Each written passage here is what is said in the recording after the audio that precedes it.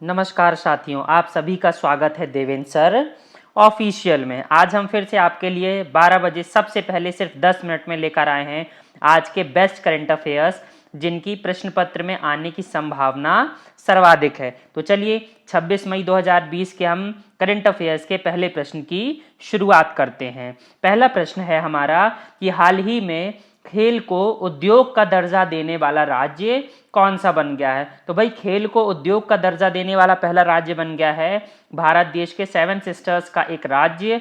कौन सा? मिजोरम। अब ये है क्या भाई, खेल को उद्योग का दर्जा देने से होगा क्या? आखिर में होगा यह है कि स्थिरता और उचित पंजीकरण के साथ साथ खेल का जो मैनेजमेंट है वो आसानी से करना हो जाएगा, जिस प्रकार से हम एक उद्योग का मैनेजमेंट करते हैं। इसके अलावा क्या होगा?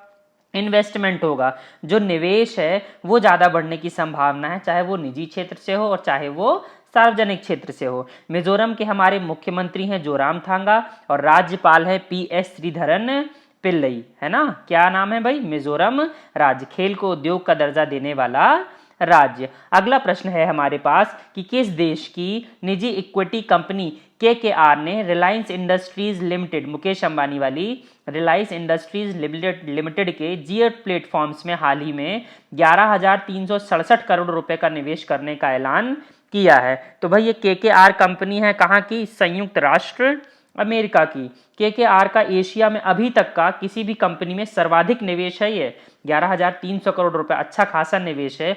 और मैं आपको बताना चाहूंगा इस मई में ही यह जियो प्लेटफॉर्म में 5वां बड़ा निवेश है। फेसबुक इन्वेस्टमेंट कर चुका है, सिल्वर लेक कर चुका है, विस्टा पार्टनर्स कर चुका है। इसके अलावा जनरल एटलांटिक कंपनी भी जियो में निवेश कर चुकी है क्योंकि 5G आने वाला है। KKR को मिलाकर टोटल अगर मैं निवेश देखना चाहूँ पूरा का पूरा रिलायंस जियो में सिर्फ एक महीने में, तो 78,000 करोड़ रुपए के आसपास का इन्वेस्टमेंट के रिलायंस जियो मुकेश अंबानी वाली कंपनी ले चुकी है। मुकेश अंबानी हैं एशिया के सबसे ज्यादा पैसे वाले व्यक्ति, सिर्फ भारत देश के नहीं, एशिया के सबसे ज्यादा पैसे वाले व्यक्ति। और दुनिया के सबसे ज्यादा पैसे वाले व्यक्ति कौन है?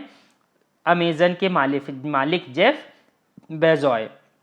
अगला प्रश्न है हमारे पास कि फिक्की लेडीज ऑर्गेनाइजेशन, मैं फिर से रिपीट कर रहा हूं, FLO फिक्की लेडीज ऑर्गेनाइजेशन ने असम की किस उद्यमी को, एंटरप्रेन्योर को अपना नया राष्ट्रीय अध्यक्ष नियुक्त किया है? तो जानवी फूकन को इस फिक्की लेडीज ऑर्गेनाइजेशन का अध्यक्ष बनाया गया है। इसके पहले पद पर थी हरजिंदर कौर तलवार। अब ये क्या है? फिक्की लेडीज ऑर्गेनाइजेशन देश की शीर्ष उद्योग मंडल की यह एक महिला विंग है। इसमें सिर्फ महिलाएं सदस्य होती हैं, जो कि भारत देश की बड़ी बड़ी क्या है, एंटरप्रेन्योर्स हैं, जो बड़ी बड़ी कंपनियों की क्या है, कर्ता धर्ता है। और 8,000 से अधिक महिला उद्यमी और पेशेवर्स इस संगठन में सदस्य हैं। तो ध्यान रखिएगा भाई, ये आप देख सकते हैं हमारी नई अध्यक्ष को, है ना। चलिए हम बढ़ते हैं अपने अगले प्रश्न की तरफ। अगला प्रश्न है हमारे पास कि केंद्र सरकार के द्वारा हाल ही में चक्रवात प्रभावित उड़ीसा के लिए कितने करोड़ रुपए के राहत पैकेज की घोषणा की गई है? तो चक्रवात तूफान अम्फान जो आ रहा है, और यह अम्फान किसने लिया है, किस देश से लिया गया? थाईलैंड से लिया गया। याद रखिएगा, ये प्रश्न पूछा जाता है। यह अम्फान तूफान से उड़ीसा का तटीय इलाका ज्यादा प्रभावित हुआ है। उसके लिए हमारे प्रधानमंत्री मोदी क्या है, एयर रूट से देखने के लिए गए हुए थे। कुछ दिन पहले मैंने आपको बताया था पश्चिम बंगाल के लिए 1,000 करोड़ रुपए जारी किए गए थे और उड़ीसा को 500 करोड़ रुपए जारी किए गए। इसके अलावा केंद्र सरकार मृतकों को 2-2 लाख रुपए और घायलों को 50,000 रुपए भी देगी। उड़ीसा फेमस है अपनी चिल्का लेक के लिए और कोणार्क के सूर्य मंदिर के लिए। और कोणार्क का सूर्य मंदिर आइसोलेशन और सूर्य से संबंधित सोलर ग्रिड से जुड़ने वाला पहला शहर होने वाला है। कोशिश की जाएगी कि पूरा का पूरा कोणार्क शहर ही सौर ऊर्जा से संचालित हो। यह है केंद्र सरकार की नई योजना जो हमने कुछ दिन पहले देखी थी, सोलराइज्ड शहर, है ना। चलिए अगले प्रश्न की तरफ चढ़ते हैं भाई। ड्रग्स रेगुलेटरी सिस्टम की जांच करने, सिस्टम को कुशल बनाने और वैश्विक मानकों के साथ इसे कारगर बनाने के लिए किस समिति का निर्माण किया गया है? या आपसे सीधा पूछा जा सकता है कि ड्रग रेगुलेटरी समिति के लिए या ड्रग रेगुलेटरी सिस्टम से संबंधित समिति के लिए किसकी अध्यक्षता में एक कमेटी का फॉर्मेशन किया गया है? तो जो हमारे स्वास्थ्य मंत्री हैं डॉक्टर हर्षवर्धन, उनके एक SDO हैं, है ना, special on duty officer Rajesh Bhushan. तो राजेश भूषण समिति का गठन किया गया है ड्रग्स से संबंधित इस जानकारी के लिए। इसके अलावा इस समिति को संसदीय स्थायी समिति, नैदानिक परीक्षण पर प्रोफेसर आर चौधरी समिति और डीसीजीआई की योग्यता पर एसएन मिश्रा समिति पर दी गई रिपोर्टों की भी जांच का जिम्मा सौंपा गया है। तो एक तो ड्रग रेगुलेटरी सिस्टम से संबंधित हो गई और एक चौधरी समिति और एक मिश्रा समिति, इनकी भी रिपोर्ट जो आई, फाइनल जो रिपोर्ट का आउटपुट आया है उनका ही दोबारा परीक्षण करने का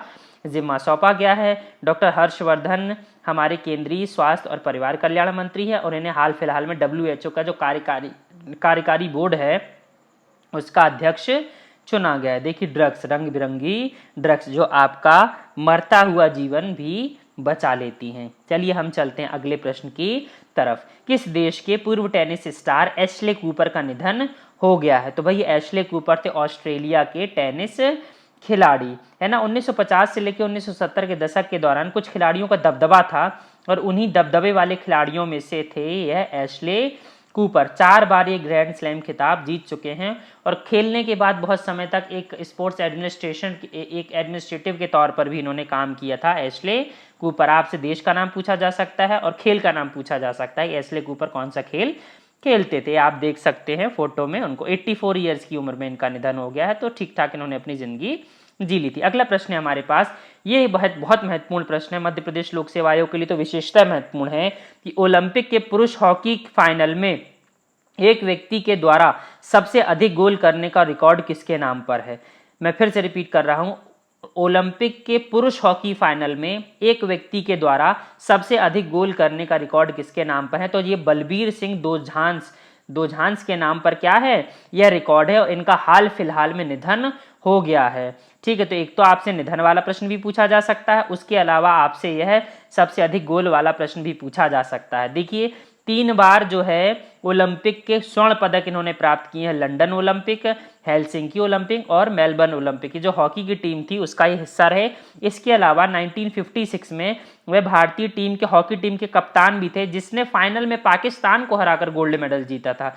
ये भी अपने आप में क्या है, महत्वपूर्ण बात हो जाती है। और महत्वपूर्ण बात है कि 16 लीजेंड में से एकमात्र भारतीय हैं जिन्होंने अंतर्राष्ट्रीय ओलंपिक समिति ने आधुनिक ओलंपिक इतिहास में चुना है। तो ध्यान रखिएगा भाई, बहुत महत्वपूर्ण नाम है। आप फिर से देख लीजिए, बलबीर सिंह, आप सामने फोटो देख सकते हैं, है ना। चलिए हम चलते हैं अपने अगले प्रश्न की तरफ। अगला प्रश्न है हमारे पास कि स्टार फुटबॉल खिलाड़ी आर्टिज अदुरिज ने चिकित्सा कारणों का हवाला देते हुए संन्यास लेने की घोषणा कर दी है। वे किस देश के खिलाड़ी हैं? तो बस आप नाम याद रख लीजिए, स्पेन। आर्टिज अदुरुज स्पेन के खिलाड़ी हैं। इनसे एक फैक्ट आता है कि लियोन मेसी के अलावा यह एकमात्र ऐसे खिलाड़ी हैं जिन्होंने 15 ला लीगा सत्रों में लगातार गोल किए हैं। महत्वपूर्ण है, आप सामने फोटो में देख सकते हैं, संन्यास की घोषणा कर दी है। अगला प्रश्न है हमारे पास कि हिमाचल प्रदेश के किन 2 जिलों में 30 जून तक लॉकडाउन को बढ़ा दिया गया? अभी देखिए, अभी मई चल रहा है ना। हिमाचल प्रदेश के किन 2 जिलों में 30 जून तक लॉकडाउन बढ़ा दिया गया? तो हमीरपुर और सोलन 2 डिस्ट्रिक्ट हैं जहां पर क्या कर दिया गया है, 30 जून तक लॉकडाउन बढ़ा दिया गया। हिमाचल प्रदेश के दोनों जिलों में कर्फ्यू में क्या है, रोज कुछ घंटों की ढील दी जाएगी ताकि जो आम जनजीवन है वो प्रभावित ना हो। कर्फ्यू जैसे हालात में जो आवश्यक सामग्री की दुकानें वो हमेशा खुली ही रहेंगी। क्या है भाई, हिमाचल प्रदेश। अगला प्रश्न है हमारे पास, संयुक्त राष्ट्र के द्वारा युवाओं के शीर्ष 10 वैश्विक पहलों में मणिपुर के किस संगठन का उल्लेख मिलता है? तो संयुक्त राष्ट्र के द्वारा युवाओं के लिए जो शीर्ष 10 वैश्विक पहल थी उसमें मणिपुर का एक संगठन जिसका नाम खुडोल, इसका उल्लेख मिलता है। अब भाई खुडोल क्या है? खुडोल की शुरुआत की थी एक या ऑल एनजीओ ने इसकी शुरुआत की थी। यह जनता से प्राप्त धन पर ही आधारित क्या है, एक पहल है। और यह है क्या, ये LGBTQI+ समुदाय, दैनिक वेतनभोगियों, HIV पीड़ितों, किशोरों, बच्चों के लिए स्वास्थ्य, स्वच्छता और भोजन सुनिश्चित करने का कार्य करता है। और तो और इस एनजीओ ने भारत देश की पहली ट्रांसजेंडर फुटबॉल टीम का भी निर्माण किया है। खुडोल जैसी पहल यह संकेत देती है कि कोविड-19 लॉकडाउन के बीच भी किसी अन्य राज्यों की तुलना में मणिपुर ट्रांसजेंडर समुदायों के लिए अधिक अनुकूलित दिखलाई पड़ता है ना।